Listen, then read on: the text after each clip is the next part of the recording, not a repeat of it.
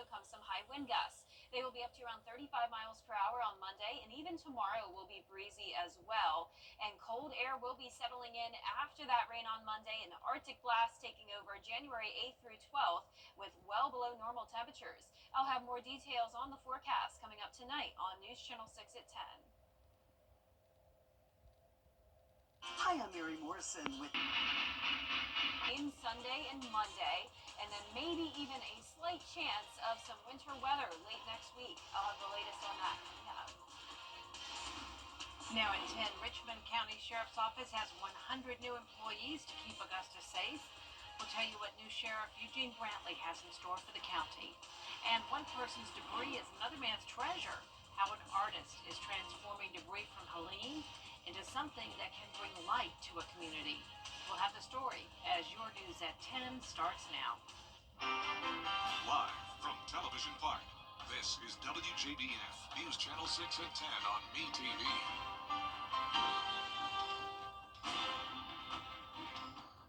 Good evening, everyone. I'm Jenny Montgomery. Thanks so much for joining us. Coverage you can count on begins with Sheriff Eugene Brantley taking office as the new sheriff in Richmond County. This afternoon, he introduced 100 new employees to the community. Bria Smith has more. And the Constitution of Georgia. And the Constitution of Georgia. So help me God. So help me God. During Sheriff Eugene Brantley's campaign, he made it clear he was ready to make change. That was one of the reasons why. Because I believe in you guys. And on day 2 of a new year and new administration, Sheriff Brantley is doing just that with an additional 100 employees to the Richmond County Sheriff Office agency. I like the ideas that he have, some of the ideas that I heard him mention. So yes, just putting them in place. Yeah, is it going to be a little tough? Yes, but we'll be all right. Sheriff Deputy Alvin Jones tells me his belief in Sheriff Brantley's leadership is why he returned to the agency.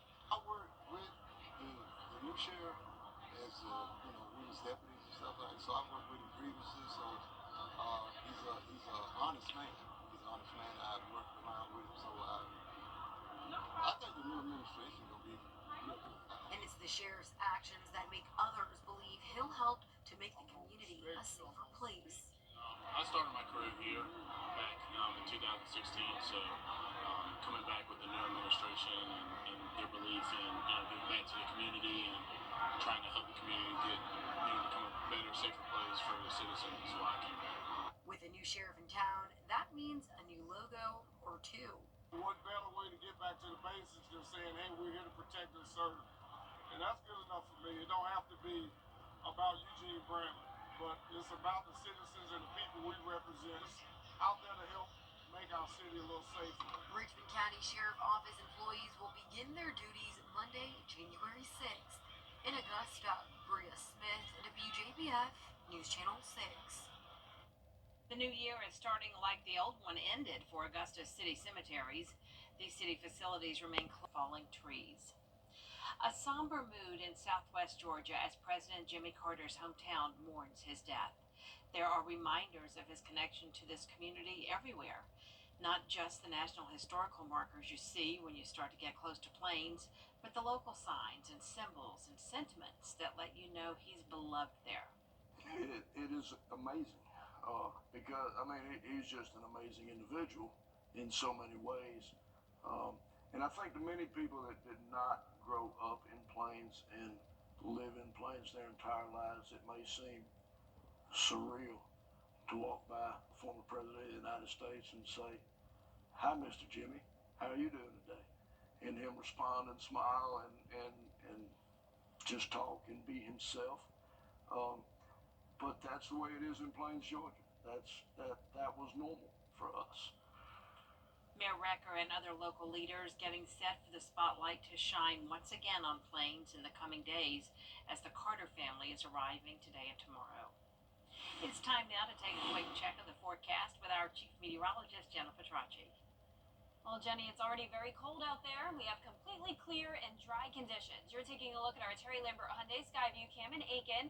This morning we were cold as well, low of 28 degrees at Augusta Busch Field, and our high today only made it to 54. The temperature change map showing conditions around 5 to even 13 degrees cooler than it was this time yesterday, and that's putting us in the 30s. So some places are now at or below freezing.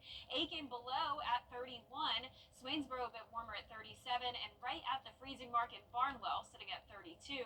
Augusta currently at 34 degrees this evening, 34 in Sparta, 33 in Saluda, and 38 in Waynesboro is about as warm as it gets tonight.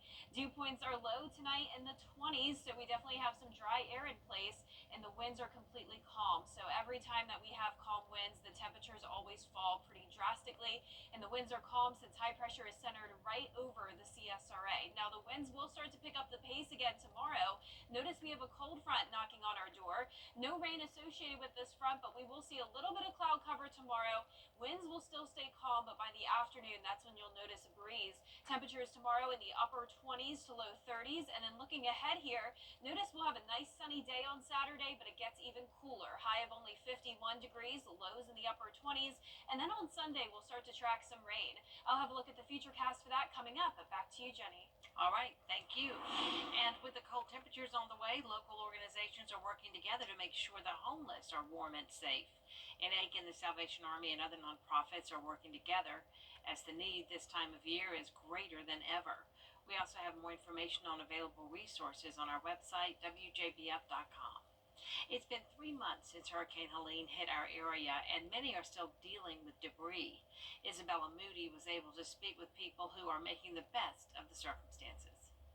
A community member who lost an old oak tree in their yard during Helene wanted to turn it into a piece of art for those impacted by the storm. We knew that this tree was going to have to come down, and it was heartbreaking because it was massive. And as the tree cutters were here, I had the idea to just have them cut it down to the 8-foot mark, because then and there we decided to do the tree carving. She found a sculptor who would be able to turn the tree stump into what she feels represents her neighborhood. These owls, and their type of owls, is actually what's native here in South Carolina, and we have a massive green space behind us, and so we hear them hooting all the time. So we wanted to do something that represented our neighborhood and something that was kind of iconic to this neighborhood. It took him around 2 days to finish the piece. He travels and competes doing different types of sculptures, but he was happy to bring light to a community that was hurt with his work. I have hand chisels, die grinders, Dremels, and sanders that I just kind of use to finish the entire thing. Most of the work is done with a chainsaw, and then I kind of just use those other tools to really just refine it. Many in the neighborhood stop and take photos of the piece and are thankful to see something beautiful as a reminder that good can come from the bad. We're really happy that it brings joy to other people, because that was kind of the intention, because I think everybody was really sad by losing trees and everything, and so the idea was to try to bring something good out of something that bad that happened. It just brings a little bit of joy to people's hearts whenever they see it, you know, and it's kind of, in a way, the light in the darkness. They hope this sculpture continues to bring light to the community in the midst of the recovery from Helene. In North Augusta, Isabella Moody, WJBF News Channel 6. Coming up, recovery continues in western North Carolina when government leaders are pushing to help those impacted by Hurricane Helene. We'll have the details after Jenna's forecast. Sunny and dry days with breezy winds tomorrow, and then the rain will come in on Monday, and behind it we have even colder air for the second week of January. I'll have your full Viper 6 forecast when we return. The CSRA is full of amazing women. Women who inspire. Women who innovate. Women who lead. That's why News Channel 6 brings you Women to Watch. On the last Wednesday of each month, News Channel 6 recognizes local businesswomen who are making a positive impact in our community. Nominate someone today at WJBF.com. Sponsored by Goodwill. To get the weather, you need to see the whole picture. That's why Live Fiber 6 gives you the Skyview network. Get a live view of traffic and weather from all over the CSRA. Available online 24 hours a day.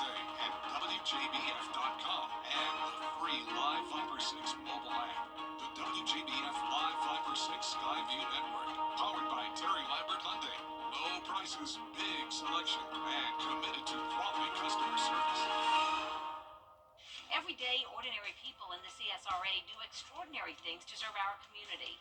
Each month, News Channel 6 recognizes these outstanding volunteers with the Giving Your Best Award. Do you know an everyday hero who goes the extra mile to help others? Nominate them for the Giving Your Best Award by visiting WJBF.com and filling out the entry form. Sponsored by Science Co., Piedmont Augusta, Security Federal Bank, and News Channel 6. Automakers are checking for safety recalls at checktoprotect.org.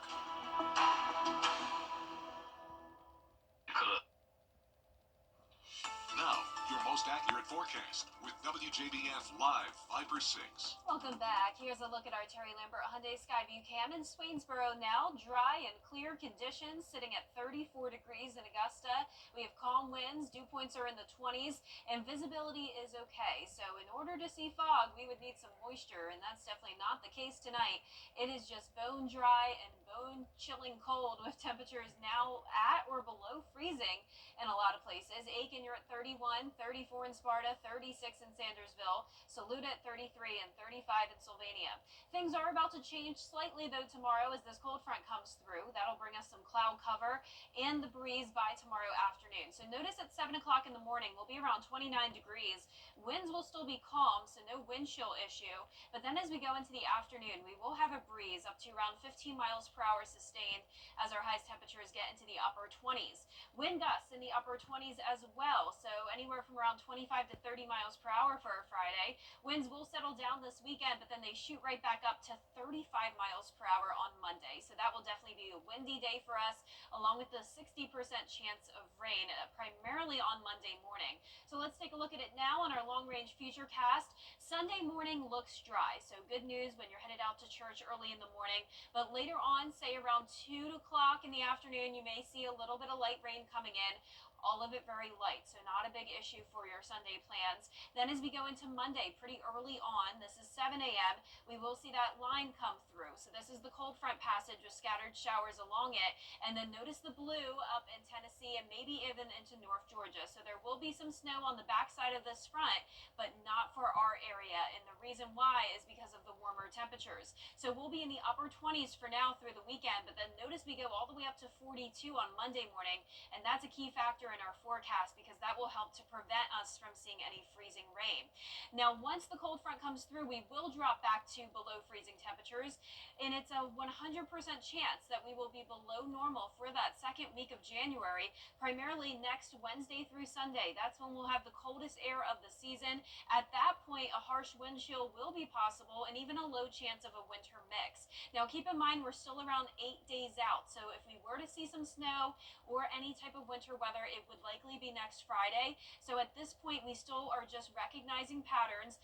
Eventually, we'll be able to pinpoint timing and the exact type of winter weather, and it all depends on this Gulf flow. So in order to see snow, we need the freezing weather and also the moisture. So if we don't have the moisture, there won't be any snow, and it's all up to that Gulf flow. So we will keep you updated on that.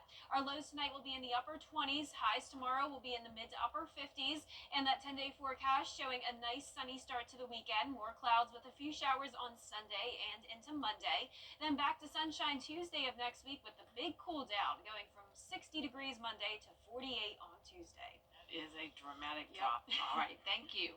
Yesterday, Josh Stein was sworn in as governor of North Carolina. He vowed to accelerate recovery efforts after Hurricane Helene.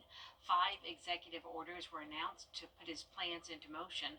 The orders include repairing bridges, increasing temporary housing units, and establishing a governor's recovery office in the western part of the state.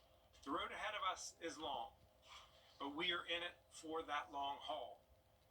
My team and I will continue partnering with local leaders and law enforcement. I see the sheriff here today, businesses and nonprofits, and the General Assembly and the federal government to make sure we are keeping people safe and doing this work as well as we can. The order also directs the State Office of Human Resources to authorize state employees to use 16 additional hours of community service leave to meet the needs of Western North Carolina. Coming up, we'll have the latest in the ongoing investigation into the 2 deadly New Year's Day attacks. Those details when we come back. The latest in the ongoing stage. First time when I see him, a lot of stuff came into my mind because I wasn't prepared at all. I know the first 3 months of his life were really important, and I wanted to be there all the time for him. First time he was like, "Daddy, Daddy." That was one of his first words.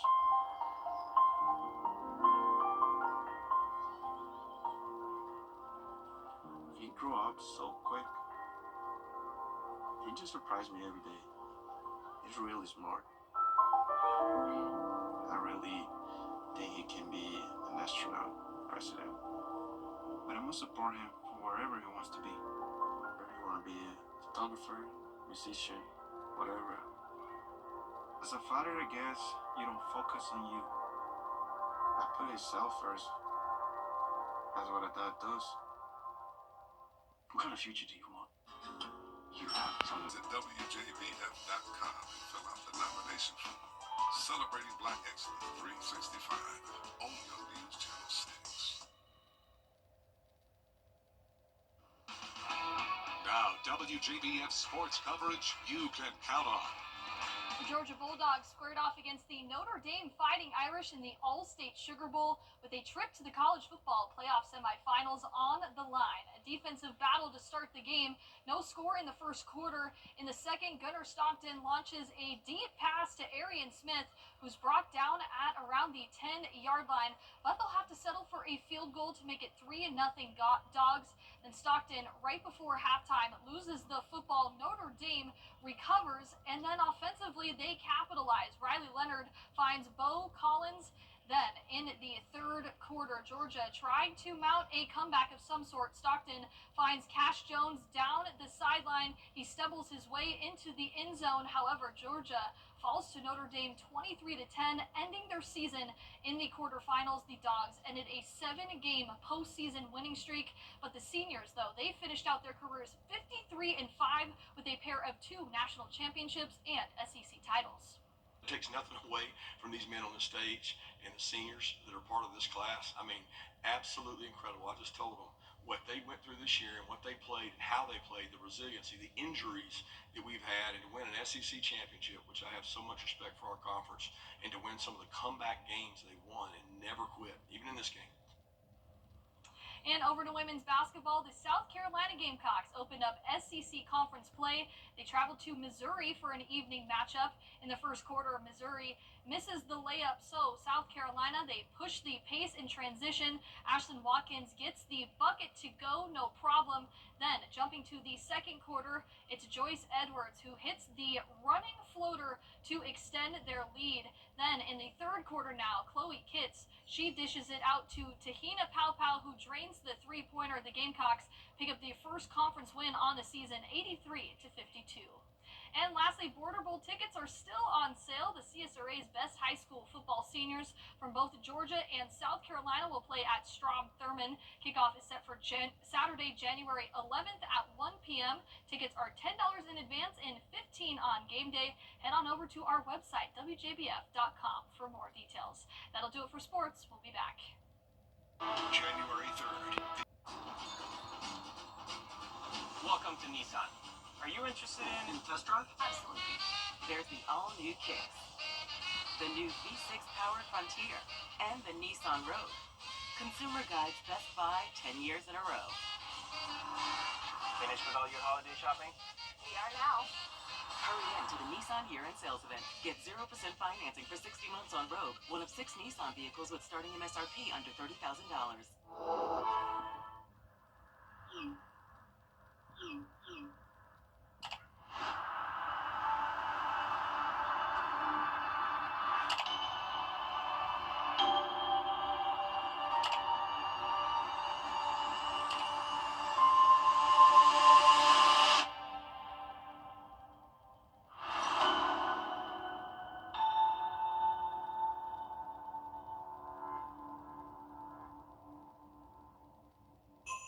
WJBF News Channel 6 would like to thank everyone who donated toys for the Giving Your Best toy drive.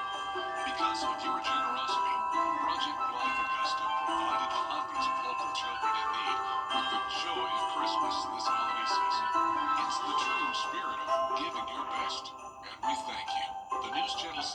Having your best toy drive is brought to you by Piedmont Augusta, Security Federal, and Science Co. And last but not least, a New Year's miracle for one young Indiana woman. Her car crashed and caught fire, but a retired firefighter jumped into action, saving her life. Hannah Fullman spoke with the first responder about the heroic rescue. You can still see a bit of the aftermath from this New Year's Day vehicle fire. Shards of glass, a piece of a tire, even a windshield wiper. And a woman was inside that vehicle when the flames first erupted. That's when a retired firefighter came to her rescue. I've never seen a vehicle burn this badly in my life. Just after 2 a.m. New Year's morning, the Chapmans heard a loud bang outside of their bedroom window. She woke me and she says, "Lee, there's been a bad accident out there. I heard it. It's bad." That's when Lee Chapman, a retired firefighter of more than 30 years, rushed into action. I came around the side of the van here.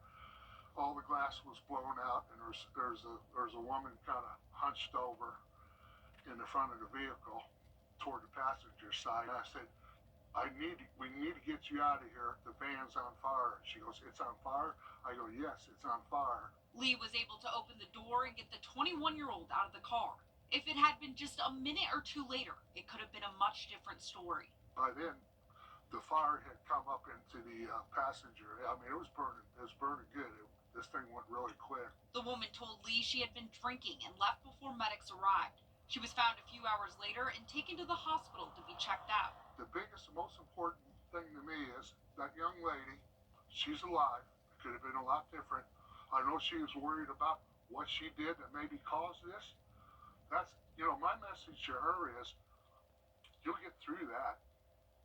It could have been a lot different. The life-saving effort by Lee was very personal to him. Back in 2012, I had a son that was in a car accident and was killed.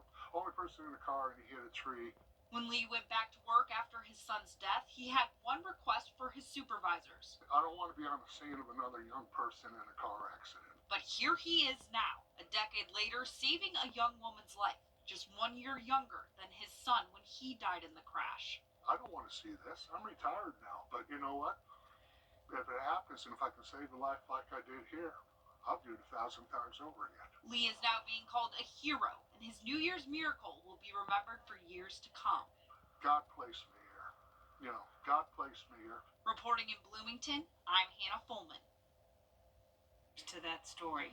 Oh my gosh, talk about being in the right place at the right time and how full circle Yeah. all of that was. Yeah, My I got goodness. chills when I heard about his son. He really was placed there for a reason. Absolutely. Well, our 10-day forecast showing very cold temperatures over the next 10 days to come. Upper 50s for now, but then notice we're cooling down to 51 on Saturday. Then back up to 60 on Monday with some rain. Then cooling down to the 40s for highs next week. Lows will be in the 20s, and there is that slight chance of maybe some winter weather around next Friday. But it does look like next weekend we will be dry other than a stray rain shower. But temperatures really aren't budging too much. It's going to be cold maybe even into the third week of January. All right, well, bundle up, everybody. Get ready. That is all the time that we have for now. Thank you for staying with us tonight. Coverage you can count on continues on News Channel 6 at 11. And Hogan's Heroes is next here on WTV. Have a good night.